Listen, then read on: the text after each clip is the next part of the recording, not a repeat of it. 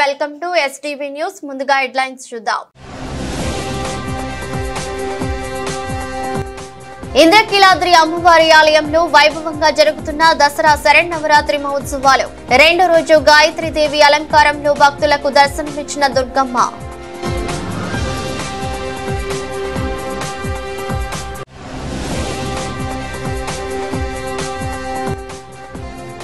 సనాతన ధర్మాన్ని దెబ్బతీయాలని చూసేవారు ఎవరైనా సరే తుడిచిపెట్టుకుపోతారు, హెచ్చరించిన ఉప ముఖ్యమంత్రి పవన్ కళ్యాణ్.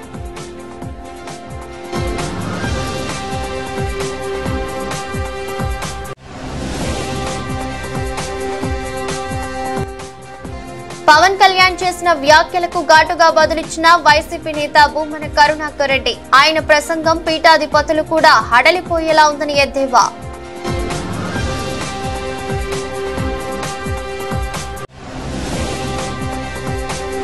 రాజకీయ లబ్ధి కోసమే సనాతన ధర్మం అంటూ కొన్ని రాజకీయ పార్టీలు విద్వేషాలు సృష్టించడం సరికాదన్న బౌద్ధ రచయిత బి గోవర్ధన్. సనాతన ధర్మంపై రాజకీయ నాయకులు చేస్తున్న కుట్రలను అడ్డుకోవాలని పిలుపు. ఇంద్రకీలాద్రి అమ్మవారి ఆలయంలో ఘనంగా దసరా శరన్నవరాత్రి మహోత్సవాలు వైభవంగా జరుగుతున్నాయి. రెండో రోజు దేవి శరన్నవరాత్రి ఉత్సవాల్లో భాగంగా శుక్రవారం గాయత్రీదేవి అలంకారంలో భక్తులకు దుర్గమ్మ దర్శనమిస్తోంది. తెల్లవారుజామున 4 గంటల నుంచి రాత్రి 11 గంటల వరకు అమ్మవారిని దర్శించుకోవచ్చు. కాగా ఇంద్రకీలాద్రిపై దసరా ఉత్సవాలలో తొలి రోజు గురువారం పెద్ద సంఖ్యలో భక్తులు తరలివచ్చారు. ఉత్సవాల నిర్వహణలో వివిధ శాఖల సమన్వయం కారణంగా అమ్మ దర్శనాలు ప్రశాంతంగా సాగాయి. భక్తులకు ఎలాంటి ఇబ్బందులు కలగకుండా అధికారులు చర్యలు చేపట్టారు. ప్రోటోకాల్ ఉన్న వారికి మినహా అంతరాలయ దర్శనాలను చాలా వరకు నియంత్రించారు. ఈసారి వీఐపీల దర్శనాలను ఉదయం సాయంత్రం నిర్ణీత సమయంలోనే అనుమతించడం వల్ల అంతరాలయ దర్శనాలు తగ్గాయి. శ్రీమాత్రే నమః. ఆదిపరాశక్తి అఖిలాండ కోటి బ్రహ్మాండ నాయకి జగన్మాత ఇంద్రకీలాద్రిపైన కనకదుర్గా స్వరూపంగా అవతరించి భక్తులను అనుగ్రహిస్తున్న ఈ దివ్యమైన క్షేత్రంలో ఈ క్రోధినామ సంవత్సరంలో శ్రీదేవి శారదా శరన్నవరాత్రి దివ్య మహోత్సవములు అత్యంత వైభవోపేతంగా ప్రారంభమై నేడు మనం 2వ రోజులో ఉన్నాం. నేడు అమ్మవారిని మనం శ్రీ గాయత్రీదేవిగా దర్శించుకుంటూ ఉన్నాం, పూజించుకుంటూ ఉన్నాం, ఆరాధిస్తూ ఉన్నాం. అయితే అమ్మవారు ఒక ప్రత్యేకమైన విభిన్నమైన విశిష్టమైన రూపంలో మనకి దర్శనమిస్తున్నది. ఈ రోజున 5 శిరస్సులతో అమ్మవారు మనకి దర్శనమిస్తున్నది. ఈ 5 శిరస్సులు కూడా 5 వర్ణములతో ఉన్నాయి, అంటే 5 రంగులతో.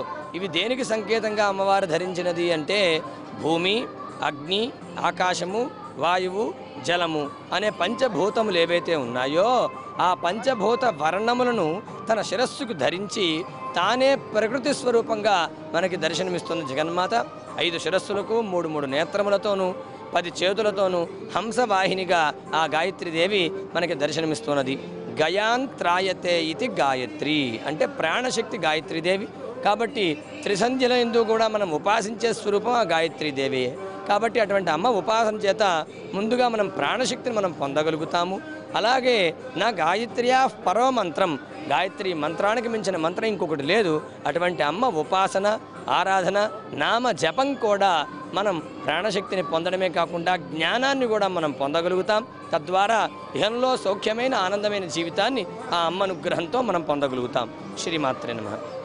దసరా శరన్నవరాత్రి ఉత్సవాలు అత్యంత వైభవోపేతంగా కొనసాగుతున్నాయి. దుర్గమ్మ దర్శనానికి వచ్చే భక్తుల పెద్ద దృష్ట్యా ప్రత్యేక ఏర్పాట్లు చేస్తున్నారు. దసరా ఉత్సవాలను పురస్కరించుకుని ఇంద్రకీలాద్రిని వివిధ రకాల విద్యుత్ దీపాలతో అందంగా ముస్తాబు చేశారు. తినే పద్యంలో ఇంద్రకీలాద్రి వద్ద నిర్వహిస్తున్న లేజర్ షో భక్తులను అమితంగా ఆకట్టుకుంటుంది. ఇంద్రకీలాద్రి కొండపై అర్జునుడు తపస్సు చేసి పాశుపతాస్త్రాన్ని శివుడు వద్ద నుండి పొందిన ఘటనను భక్తులను ఆకర్షించే విధంగా లేజర్ షో ద్వారా భక్తులకు ప్రదర్శించారు. అర్జునుడు తపస్సు, శివుడు ప్రత్యక్షమై పాశుపతాస్త్రాన్ని ప్రారంభించడం, ప్రసాదించడం తదితర దృశ్యాలను లేజర్ కిరణాల ద్వారా ప్రదర్శనాలయానికి వచ్చిన భక్తి కోటిని విశేషంగా ఆకట్టుకుంటోంది. సనాతన ధర్మాన్ని దెబ్బతీయాలని చూసేవారు ఎవరైనా సరే తుడిచిపెట్టుకుపోతారని ఉప ముఖ్యమంత్రి జనసేన పార్టీ అధినేత పవన్ కళ్యాణ్ హెచ్చరించారు. దీనిపై బలమైన చట్టం రావాల్సి ఉందన్నారు. గురువారం రాత్రి తిరుపతిలోని జ్యోతిరావు పులే కూడలిలో జరిగిన వరాహి డిక్లరేషన్ సభలో ఆయన ప్రసంగించారు. అత్యధిక అసెంబ్లీ పార్లమెంట్ స్థానాలు గెలిచి కేంద్ర ప్రభుత్వానికి వెన్నుదన్నుగా నిలిచిన తమ కూటమి ప్రభుత్వానికి రాజకీయాలు చేయాల్సిన అవసరం లేదని, ఇప్పుడేమీ ఎన్నికలు కూడా లేవని తెలిపారు. అధికారంలోకి వచ్చి కేవలం 100 రోజులే అయింది. ఎన్నికల్లో అభివృద్ధి సంక్షేమాలపై ఇచ్చిన హామీలను ఎలా నిలబెట్టుకోవాలా అన్న దాని గురించి ఇప్పుడు మేము ఆలోచిస్తున్నాం. ఈ మధ్యన ఒక యువ నాయకుడు అన్న మాటలు, సనాతన ధర్మం ఒక వైరస్, దాన్ని అంతం చేస్తాం. మీరు ఇలాంటి స్టేట్మెంట్స్ ఒక ఇస్లాం మీద జరిగితే వెంటనే దేశంలో ఉన్న కోర్టులన్నీ స్పందిస్తాయి, నిర్దాక్షిణ్యంగా శిక్షిస్తాయి.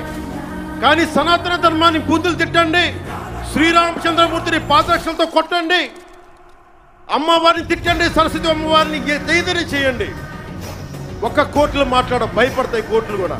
This is a classic case of justice. Law applies weakly to the strong and strongly to the weak. This proves majority means not necessarily strength. It could be a weakness also.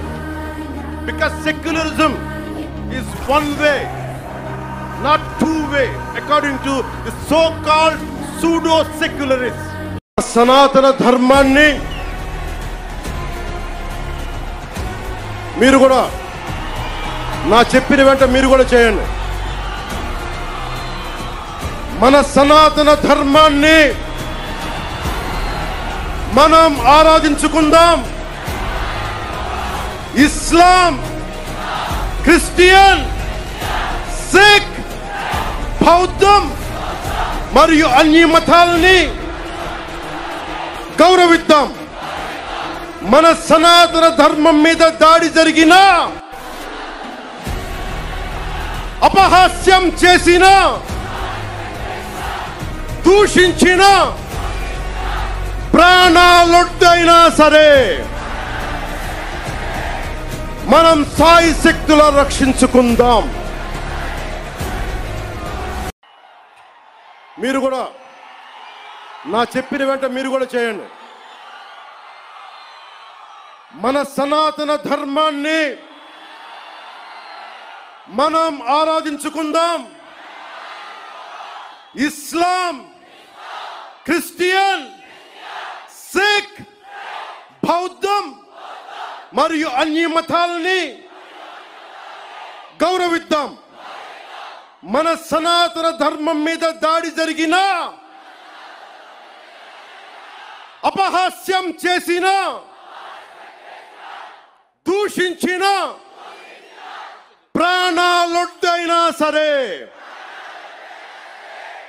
మనం సాయి శక్తులా రక్షించుకుందాం. జై భారత్, జై హింద్, జై హింద్, జై హింద్.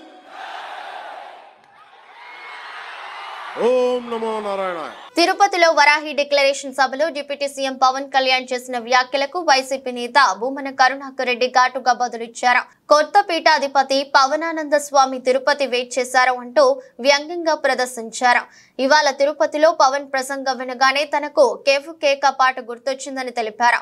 పవనానంద స్వామి ప్రసంగం కళ్ళు తాగిన కోతిలా ఉందని, ఆయన ప్రసంగం పీఠాధిపతులు కూడా హడలిపోయేలా ఉందని ఎద్దేవా చేశారు. తన సభలో స్వామి పవనానంద న్యాయస్థానాలను సైతం హెచ్చరించారని భూమన తెలిపారు. ఇప్పటి వరకు సనాతన ధర్మాన్ని ఎవరు పట్టించుకోలేదట. అసలు పవన్ కళ్యాణ్ కి సనాతన ధర్మంలో ఓనమాలు అయినా తెలుసా అని ప్రశ్నించారు. అయోధ్యకు పంపిన లడ్డూలు సైతం కల్తీవని పవన్ స్వామి చెప్తున్నారు. ఇప్పుడు ఛాలెంజ్ చేస్తున్న తిరుమల శ్రీవారి లడ్డూలో కల్తీ జరిగితే మేం ఎలాంటి శిక్షకైనా సిద్ధమని భూమన స్పష్టం చేశారు.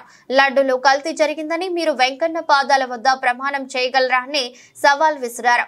పవనానంద స్వామి మనసంతా విషభావాలతో నిండిపోయిందని చెప్పిన అసత్యాన్ని మళ్లీ చెప్తున్నారని విమర్శించారు. బాప్టిజం తీసుకోవటం, గొడ్డు మాంసం తినడం సనాతన ధర్మమా అని ప్రశ్నించారు. సనాతన ధర్మాన్ని పాటించే వారైతే తమ పిల్లలు పుట్టిన 9 నెలలకే తిరుమల తీసుకువచ్చి తలనీలాలు తీయిస్తారని, కానీ పవన్ 14 ఏళ్ల తర్వాత తన కుమార్తెలను తిరుమల తీసుకువచ్చాడని విమర్శించారు. మరి పవన్ ఏ విధంగా సనాతన ధర్మ పరిరక్షణ అయ్యాడు అని మండిపడ్డారు. 100% పవన్ కళ్యాణ్ 100% సూడో స్పిరిచువలిస్ట్. ఎలా సనాతన ధర్మం మా ఇంట్లో పాటిస్తామని చెప్పినటువంటి వ్యక్తి మా నాన్న దీపం వెలిగిస్తే సిగరెట్ కాల్చుకుంటాడు అంటే మీ ఇంట్లో సనాతన ధర్మం పాటించినట్టేనా? నేను బాప్టిజం తీసుకున్నాను అన్నటువంటి వ్యక్తి సనాతన ధర్మం పాటించినట్టేనా? నేను గొడ్డు మాంసం తిని ముందుకు వెళ్తాను అని చెప్పినటువంటి వ్యక్తి సనాతన ధర్మాన్ని పాటించినట్టేనా? వీటికి సమాధానాలు చెప్పిన తర్వాత అతను సనాతన ధర్మాన్ని గురించి మాట్లాడారు. ఏఆర్ డైరీని అడ్డు పెట్టుకుని వైకాపా నేతలే శ్రీవారి లడ్డు ప్రసాదంలో వినియోగించే నెయ్యిని జంతువుల కొవ్వుతో కల్తీ చేసి క్షమించరాని పాపానికి ఒడిగట్టారని తెదేపా అధికార ప్రతినిధి కొమ్మారెడ్డి పట్టాభిరామ్ ధ్వజమెత్తారు. తితిదేకు వచ్చిన నెయ్యి ఏఆర్ డైరీ సొంత ప్లాంటులో తయారు కాలేదని స్పష్టం చేశారు. ఏఆర్ డైరీ పేరుతో తప్పుడు బిల్లులు సృష్టించి వైకాపా నేతలే ఎక్కడెక్కడి నుంచో కల్తీ నెయ్యి సేకరించి తిరుమల పంపారని మండిపడ్డారు. నెలకు 16 టన్నుల నెయ్యిని మాత్రమే ఉత్పత్తి చేయగల సామర్థ్యం ఉన్న ఏఆర్ డైరీకి 6 నెలల్లో 3000 టన్నుల సరఫరా కాంట్రాక్టు ఎలా ఇస్తారని నిలదీశారు. ఇదే కుట్ర కాక మరేంటని విరుచుకుపడ్డారు. సదరు డైరీకి నెయ్యి సరఫరా చేసే సామర్థ్యం లేదని క్షేత్రస్థాయిలో పరిశీలించి తితిదే టెక్నికల్ బృందం గతేడాది నవంబర్ 8న ఇచ్చిన నివేదికను ఎందుకు పరిగణలోకి తీసుకోలేదని ప్రశ్నించారు. కమిషన్ల కక్కుర్తితో కోట్లు మింగడానికి తితిదే మాజీ చైర్మన్లు వైవి సుబ్బారెడ్డి, భూమన కరుణాకర్ రెడ్డి కొందరు అధికారులు ఈ పాపానికి ఒడిగట్టారని విమర్శించారు. నిన్ననే మేము విడుదల చేసినటువంటి ఒక డాక్యుమెంట్ ద్వారా ఏం తేలింది? ఇదే ఏఆర్ డైరీ సంస్థ 408 రూపాయలకి సరఫరా చేయటం మాకు ఇష్టం లేదు, మేము చేయలేము అని చెప్పిన సంస్థ 6 నెలలు తిరగకుండానే 319 రూపాయలకి మేము సరఫరా చేస్తాము, అది కూడా 10 లక్షల కిలోలు నెయ్యి సరఫరా చేస్తామని ముందుకు రావటం, దాని వెనక కుట్ర లేకుండా వాళ్ళు ముందుకు వస్తారా? రెండోది, ఇప్పుడు నేను క్లియర్గా ఏదైతే ఎక్స్ప్లెయిన్ చేశానో, వాళ్ళకి కెపాసిటీస్ లేకపోయినా సరే, వాళ్ళకు ఉత్పత్తి సామర్థ్యం లేకపోయినా సరే, టీటీడీ రిపోర్ట్ ఇంత స్పష్టంగా వాళ్ళ కెపాసిటీస్ అన్ని చెప్పినా సరే, ఇది కుట్రలో భాగంగా ఏఆర్ డైరీకి ఈ కాంట్రాక్ట్ కట్టబెట్టడం కాకపోతే మరేంటి అని అడుగుతా ఉన్నాం. ఇవాళ సంవత్సరం మొత్తం మీద 15 టన్నులు సరఫరా చేసిన వాళ్ళు, నెలకు అసలు 16 టన్నుల కంటే ఉత్పత్తి సామర్థ్యం లేనటువంటి ఒక కంపెనీ ఏ రకంగా మీరు 1000 టన్నుల నెయ్యిని 6 నెలల కాలంలో సరఫరా చేస్తుందని మీరు అనుకున్నారు? అంటే మీ ఆలోచన ఏంటి? ఎలాగో ఏఆర్ డైరీలో అసలు మ్యానుఫ్యాక్చరింగ్ ముందే ఇది కూడా చూడండి, దీన్ని బట్టి ఏమర్థం అవుతోంది? ఏఆర్ డైరీలో అసలు ఉత్పత్తి చేసే ఆలోచనే వీళ్ళకి లేదు. వీళ్ళ ఆలోచన అంతా కూడా బయట ఎక్కడో ఏఆర్ డైరీని ముందు పెట్టి వాళ్ళ పేరుతో బిల్లులు కొట్టించి బయట ఎక్కడో నింపుకుని తీసుకురావటానికి, కాకపోతే మరేంటి? ఇదే కదా మీ దుర్బుద్ధి. మీరు తెలిసి చేసిన పాపం కాకపోతే మరేంటిది? వాళ్ళకి ప్రొడక్షన్ కెపాసిటీ లేదని తెలుసు, సరఫరా చేసే కెపాసిటీ లేదు, డెలివరీ సిస్టమ్ లేదు, స్టోరేజ్ కెపాసిటీ లేదు, ఇవన్నీ లేవు అని తెలిసి మీరు ఆ కంపెనీకి ఇచ్చారంటే అసలు మీరు ఏఆర్ డైరీలోనే ఆ నెయ్యి మ్యానుఫ్యాక్చర్ చేయలేదు. దీన్ని బట్టి చాలా క్లియర్గా అర్థమవుతోంది. కేవలం ఆ పేరుతో బిల్లులు కొట్టించారు, ఇన్వాయిస్లు పెట్టారు, ఆ కంపెనీకి టెండర్ కట్టబెట్టి బయట ఎక్కడో నింపుకొని తీసుకొచ్చినటువంటి నెయ్యి అది. మీకు కావలసినటువంటి వ్యర్థాలతో కలుషితం చేసి కేవలం డబ్బులు గుంజుకోవడం కోసం దాదాపుగా ఈ కాంట్రాక్ట్ విలువ కూడా చూసాం కదా, కాంట్రాక్ట్ వాల్యూ సుమారుగా 32 కోట్లు. 32 కోట్లకి కక్కుర్తుబడి 32 కోట్ల టెండర్కి కక్కుర్తుబడి స్వామివారి సొమ్ము, భక్తులు సమర్పి స్వామివారికి ఇచ్చినటువంటి డబ్బులు, దీనికోసం కక్కుర్తుబడి ఇంత పాపం చేస్తారా? ఏమయ్యా సుబ్బారెడ్డి, టెండర్ కండిషన్స్ దేనికి మార్చావు? ఈ పాపానికేనా? ఈ 5 సంవత్సరాల కాలంలో ఎంత మింగేశారా మీరు? జీడిపప్పులు ఎంత మింగారు, కిస్మిస్లు ఎంత, ఇవన్నీ వస్తాయి ఇప్పుడు. మొత్తం అంతా కూడా వెలికిది మీరు చేసినటువంటి ప్రతి ఒక్క పాపాన్ని ఈ రకంగానే బయట పెడతాం. కాబట్టి వాళ్ళు ఈ మీడియా సమావేశం ద్వారా నేను చెప్పదలుచుకున్నది ఒక్కటే, జగన్మోహన్ రెడ్డి అతని ముఠా టీటీడీ కొండపైన తెలిసి చేసినటువంటి పాపాలకు సంబంధించినటువంటి ఆధారాలు ఇవి. అసలు టీటీడీకి ఏఆర్ డైరీతో వీళ్ళు పేరుతో సరఫరా చేసినటువంటి నెయ్యి ఏదైతే ఉందో అది అసలు ఏఆర్ డైరీలో ఉత్పత్తి కాలేదు. ఆ కంపెనీకి అంత సామర్థ్యం లేదు. ఆ కంపెనీ నుంచి బయలుదేరినటువంటి లారీ తిరుమల రావడానికి 9-10 రోజులు ఎందుకు తీసుకుంటుంది టైము అంటే, మధ్యలో వీళ్ళు ఎక్కడో ఒక సెటప్ ఏర్పాటు చేసుకుని అక్కడ ఈ అడల్ట్రేటెడ్ గీని ఆ బండిలో నింపి తీసుకొస్తా ఉన్నారు అన్నది చాలా క్లియర్గా ఇవాళ ఈ ఆధారాల ద్వారా స్పష్టంగా తెలియజేస్తా ఉన్నాం. గత ప్రభుత్వ హయాంలో నీటిపారుదల ప్రాజెక్టులు, కాలువల పూడికతీత సహా పలు పనులకు సంబంధించిన 18,000 కోట్ల బిల్లులను బకాయి పెట్టిందని మంత్రి నిమ్మల రామానాయుడు పేర్కొన్నారు. త్వరలోనే అత్యవసర పనులను గుర్తించి ప్రాధాన్యతా క్రమంలో పూర్తి చేస్తామని స్పష్టం చేశారు. మంగళగిరిలోని తెదేపా కేంద్ర కార్యాలయంలో వినతుల స్వీకరణ అనంతరం గురువారం ఆయన విలేకరులతో మాట్లాడారు. 2014-19 మధ్య తెదేపా ప్రభుత్వ హయాంలో మొత్తం 7 లక్షల కోట్ల బడ్జెట్లో నీటిపారుదల శాఖకు 72,000 కోట్లు ఖర్చు చేశాం. జగన్ ప్రభుత్వం 31,000 కోట్లే ఖర్చు చేసిందని, వ్యవస్థలను నాశనం చేసిందని రామానాయుడు పేర్కొన్నారు. ఈవేళ అధికారంలోకి వచ్చామని అంటే ఒక సేవకుల మాదిరిగా ప్రజలకి పనిచేయాలి అనేటువంటి చంద్రబాబు నాయుడు గారి ఆలోచనల్ని అనుగుణంగా మేమందరం కూడా మంత్రులు సైతం పనిచేస్తూ ఏదైతే మన మంగళగిరి పార్టీ ఆఫీసులో ప్రతిరోజు కూడా మంత్రులు సైతం ఆ యొక్క ప్రజలకి అందుబాటులో ఉంటూ వాళ్ళ సమస్యలని అన్నింటినీ కూడా ఎప్పటికప్పుడు అధికారుల దృష్టికి తీసుకెళ్ళి పరిష్కరించేటువంటి ప్రయత్నం చేస్తూ ఉన్నాం. అందులో భాగంగా ఈరోజు ఏదైతే ఈ తెలుగుదేశం పార్టీ కార్యాలయంలో ఏదైతే ప్రజల సమస్యల విజ్ఞప్తులు ఏవైతే ఉన్నాయో వాటిని స్వీకరించినప్పుడు, వాటిని పరిష్కరించేటువంటి ప్రయత్నం చేసినప్పుడు ఏదైతే గత 5 సంవత్సరాల కక్షలు, కేసులు, వేధింపులతో సాగినటువంటి పాలన ఫలితం ఏదైతే ఉందో ఆ ఫలితం ఈవేళ ఆర్జీల రూపంలో పెద్ద ఎత్తున ఈవేళ పార్టీ కార్యాలయానికి వస్తూ ఉన్నటువంటి పరిస్థితి. అందులో పర్టికులర్గా ఎందుకంటే ఆ రోజు నేను కూడా అసెంబ్లీలో చూసాం. ఆ రోజు ఉన్నటువంటి ముఖ్యమంత్రి జగన్మోహన్ రెడ్డి నాకు కులం లేదు, మతం లేదు, రంగు లేదు, పార్టీ లేదు అని కాకమ్మ కౌరులు ఆ రోజు అసెంబ్లీలో చెప్పాడు. ఈరోజు మాకు వచ్చినటువంటి ఆర్జీలు చూస్తూ ఉంటే ఇదిగో ఈయన మన తెలుగుదేశం పార్టీకి సంబంధించిన సానుభూతిపరుడు అని చేత ఇతన్ని ఉద్యోగస్తుడు అయినప్పటికీ కూడా ఎక్కడో 150-200 కిలోమీటర్ల దూరంగా ఎక్కడో ఏరియాలోకి ట్రాన్స్ఫర్ చేసేశారు.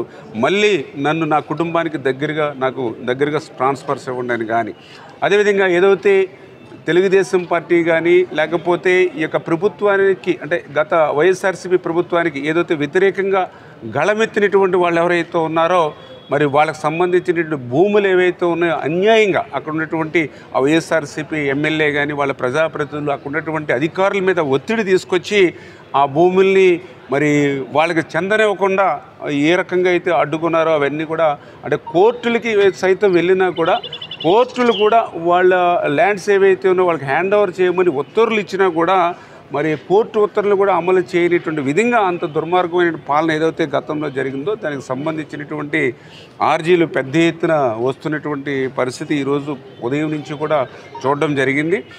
ఇట్లా ఏదైతే గత 5 సంవత్సరాల కష్టం, నష్టం, సమస్యలు ఏవైతే ఉన్నాయో వాటిని అన్నింటినీ కూడా సంబంధిత శాఖలకి అదేవిధంగా ఎవరైతే కలెక్టర్స్కు, తహసీల్దార్స్కు స్వయంగా ఫోన్లలో సైతం మేము కూడా మాట్లాడుతూ ఆ సమస్యలు అవకాశం ఉన్నంత వరకు అక్కడికక్కడే పరిష్కరించేటువంటి విధంగా ప్రయత్నం చేసినటువంటి పరిస్థితి ఈరోజు జరిగింది.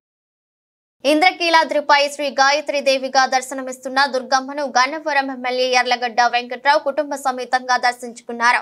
దర్శనం అనంతరం మీడియా పాయింట్ వద్ద ఆయన మాట్లాడుతూ గాయత్రీదేవి అలంకారంలో దర్శనమిస్తున్న దుర్గమ్మను దర్శించుకోవడం ఆనందంగా ఉందని, భక్తులకు ఎటువంటి లోటుపాట్లు కలగకుండా ప్రభుత్వం మంచి ఏర్పాట్లు చేసినట్లు తెలిపారు. దుర్గమ్మ దయతో రాష్ట్రం వరదల నుండి త్వరగా కోలుకుందని చెప్పారు. ఉత్సవాలు విజయవంతంగా నిర్వహించేందుకు 56 మందితో ప్రభుత్వం ఉత్సవ కమిటీని ఏర్పాటు చేసిందన్నారు. ముఖ్యమంత్రి చంద్రబాబు ఆధ్వర్యంలో రాష్ట్రం అభివృద్ధి పదంలో ముందుకు వెళ్లాలని, అమ్మవారి శక్తి ప్రభుత్వానికి ఇవ్వాలని కోరుతున్నట్లు తెలిపారు. దసరా శరణవరాత్రి ఉత్సవాల్లో భాగంగా అమ్మవారిని దర్శించుకోవడం జరిగింది. ఏర్పాట్లు బ్రహ్మాండంగా చేశారు. 56 మందితో ప్రభుత్వం ఈ దసరా నవరాత్రుల కోసం వేసిన కమిటీ బ్రహ్మాండంగా పనిచేస్తుందని భావిస్తున్నా. దానికి ఈ ఏర్పాట్లు సంతృప్తికరంగా చేసిన ప్రభుత్వాన్ని కూడా నేను బలంగా నమ్ముతున్నా. అలాగే మొన్న విజయవాడ నగరంలో వరదలు వచ్చినప్పుడు అమ్మవారి దయ వల్ల ప్రజలు బయటపడే పరిస్థితి. రాష్ట్రం సుభిక్షంగా ఉండాలని అలాగే ఆంధ్రప్రదేశ్ రాష్ట్రం అభివృద్ధి పదంలో ముందుకెళ్లాలని, దానికి అమ్మవారి శక్తి ప్రభుత్వానికి కావాలని, అలాగే ప్రజలందరికీ సుఖశాంతులతో ఉండాలని నా గణవరాజు ప్రజలు అలాగే రాష్ట్ర ప్రజలు సుఖశాంతులతో ఉండాలని కోరుకుంటున్నా. Thank you. ఇంద్రకీలాద్రిపై ఇవాళ శ్రీ గాయత్రి దేవిగా అమ్మవారు దర్శనమిచ్చారు. ఈరోజు అమ్మవారిని విజయవాడ ఎంపీ కేశినేని శివనాథ్ దర్శించుకున్నారు. ఈ సందర్భంగా అమ్మవారికి ప్రత్యేక పూజలు చేశారు. ఉత్సవాల సందర్భంగా పోలీసులు కొండపై ఆంక్షలు విధించారు. భక్తులకు ఎలాంటి అసౌకర్యాలు కలగకుండా ఆలయ అధికారులు పోలీసులు అన్ని ఏర్పాట్లు చేపట్టారు. అమ్మవారిని దర్శించుకోవడానికి భక్తులు భారీగా తరలివస్తున్నారు. దీంతో ఆలయ పరిసరాలు కిటకిటలాడుతున్నాయి. కొండపై నుంచి వచ్చే వాహనాలతో ట్రాఫిక్ జామ్ నెలకొంది. దీంతో భక్తుల ఇబ్బందులు పడుతున్నారు. ఈ సందర్భంగా కేశినేని శివనాథ్ మీడియాతో మాట్లాడుతూ దసరా శరన్నవరాత్రి మహోత్సవాల సందర్భంగా దుర్గమ్మను దర్శించుకోవడం ఎంతో ఆనందంగా ఉందని తెలిపారు. అంతేకాకుండా రాష్ట్ర ప్రభుత్వం యొక్క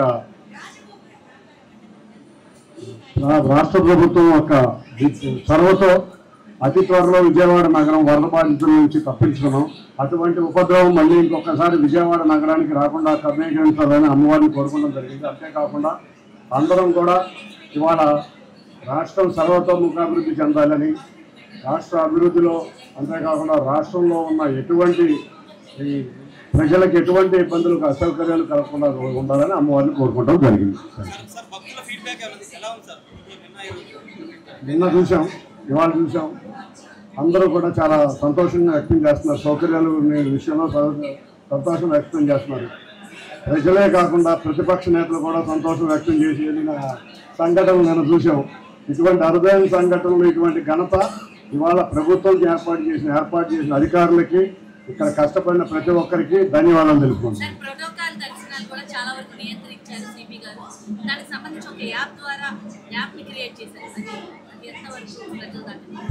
భక్తులకు ఎటువంటి అసౌకర్యం కలగకుండా ఒక యాప్ని క్రియేట్ చేయడం జరిగింది. యాప్ ద్వారా ఎంతమంది విఐపీలు వస్తున్నారు, ఎంత రెస్ట్రిక్ట్ చేయొచ్చు అనేది కూడా చూసుకోవడం జరిగింది.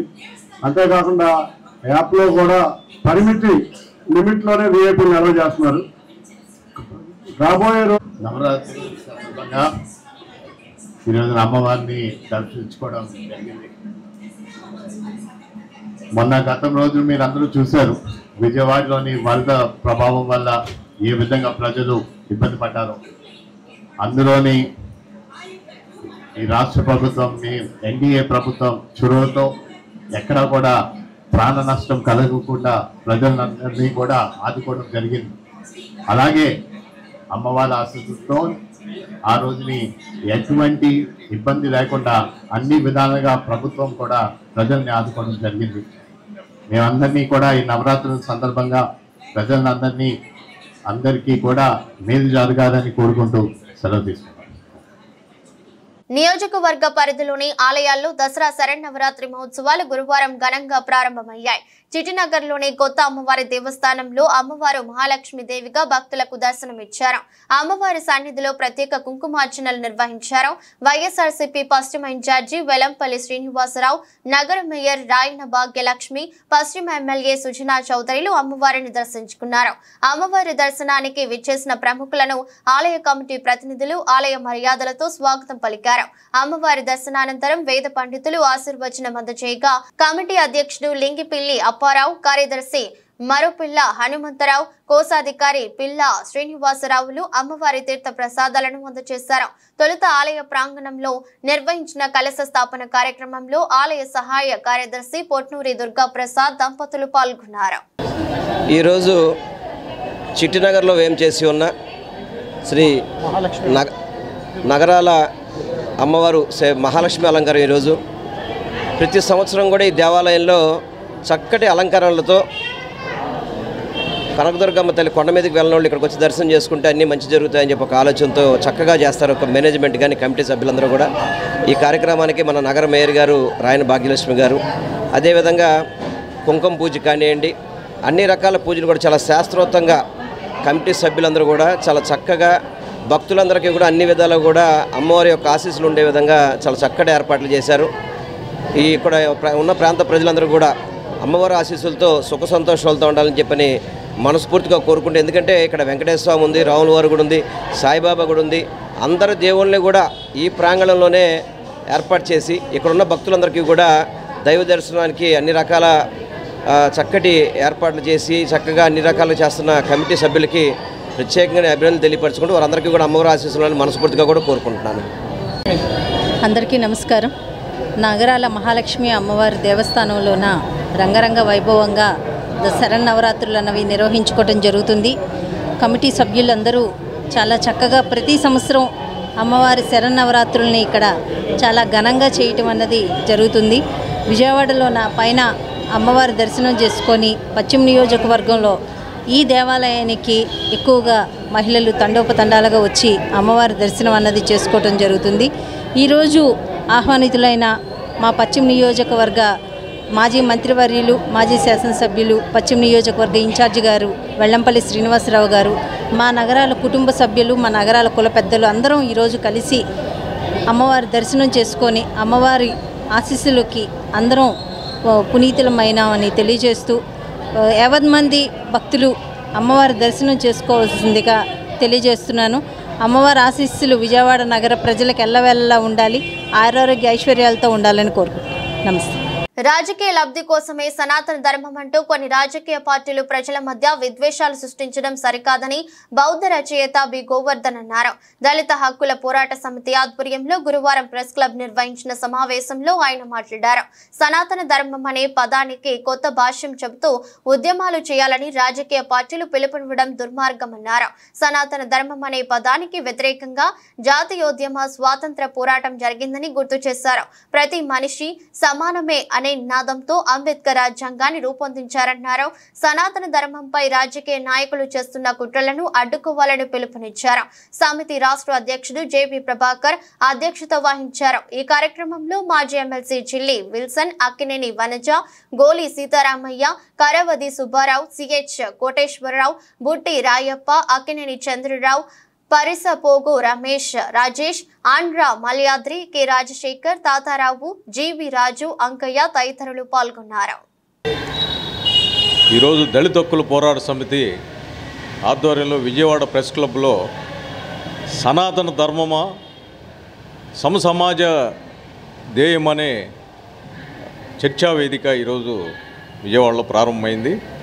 ఇది ఈ మధ్యకాలంలో సనాతన ధర్మం మీద అంటే ఎప్పుడూ జరిగిన పరిస్థితుల్ని ఇంకా కొనసాగించాలనే ఉద్దేశం మీద కొంతమంది స్వార్థపరులు రాజకీయ పార్టీల్లో ఉండి కూడా ఒక రాజ్యాంగాన్ని ప్రస్తుతం ఉన్న రాజ్యాంగాన్ని రక్షిస్తామని చెప్పి ప్రమాణం చేసిన వాళ్ళు కూడా ఈరోజు సనాతన ధర్మాన్ని పేరెత్తి మాట్లాడుతున్నారు.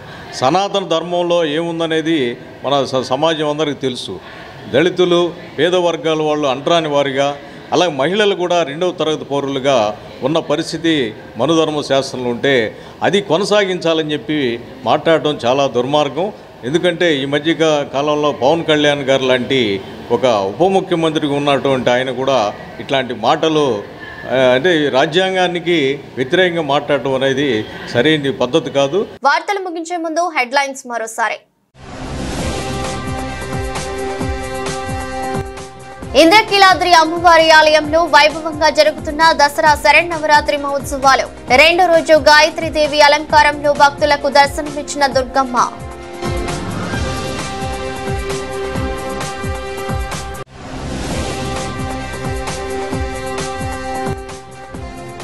సనాతన ధర్మాన్ని దెబ్బతీయాలని చూసేవారు ఎవరైనా సరే తుడిచిపెట్టుకుపోతారు, హెచ్చరించిన ఉప ముఖ్యమంత్రి పవన్ కళ్యాణ్.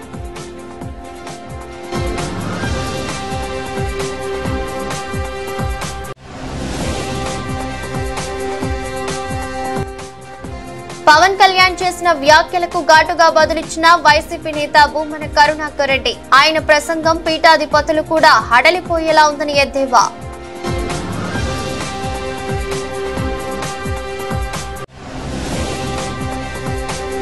రాజకీయ లబ్ధి కోసమే సనాతన ధర్మం అంటూ కొన్ని రాజకీయ పార్టీలు విద్వేషాలు సృష్టించడం సరికాదన్న బౌద్ధ రచయిత బి గోవర్ధన్. సనాతన ధర్మంపై రాజకీయ నాయకులు చేస్తున్న కుట్రలను అడ్డుకోవాలని పిలుపు. ఇది రోజు బులెటిన్. మరో బులెటిన్లో మళ్ళీ కలుద్దాం. అంతవరకు సెలవు. నమస్కారం.